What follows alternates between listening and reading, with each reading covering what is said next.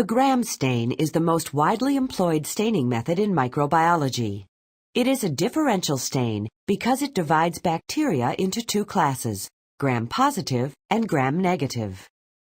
In the first step of the Gram stain procedure, cells from a fresh culture are transferred to a clean slide and allowed to dry. If the cells are on an agar plate, they should first be transferred to a liquid medium for dilution. The cells should form a thin, barely visible film. This can be achieved by smearing cells obtained from the surface of an agar medium or from a liquid culture. Fresh cultures must be used because as cells age, they lose their ability to retain the stain. The cells are then fixed to the slide by passing slightly above the flame of a Bunsen burner. After passing above the flame, the slide should feel warm when touched to the back of the hand, but should not be too hot. The fixed cells are then stained with the basic dye, crystal violet, for 30 to 40 seconds. The slide is then rinsed with water to remove excess stain. At this point, all cells appear purple under the microscope.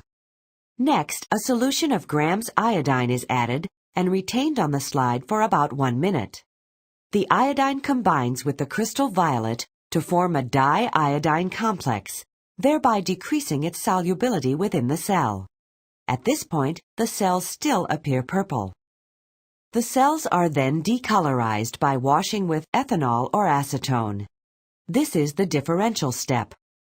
Gram-positive bacteria retain the crystal violet, whereas gram-negative bacteria do not. The ethanol or acetone should be added drop-wise, with the slide tilted at an angle until the drop coming off the edge of the slide just starts to become colorless. Even gram-positive cells can lose the crystal violet iodine complex during prolonged excessive decoloration. Excess ethanol is then washed off with water. When viewed under the microscope, gram-positive cells appear purple and gram-negative cells are colorless. Finally, the rinsed cells are covered with the counterstain safranin for 20 to 30 seconds. This stains the gram-negative bacteria pink. After rinsing with water, the slide is dried with filter paper. When viewed microscopically, the gram-positive bacteria are purple and the gram-negative bacteria are pink. Generally, the Gram stain correlates with the cell wall structure among the bacteria. The ethanol is thought to shrink the thick peptidoglycan in gram-positive cells, thus retaining the dye.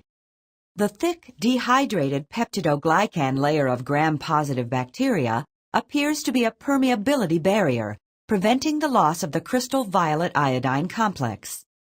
In contrast, the peptidoglycan in gram-negative bacteria is very thin and has large pores.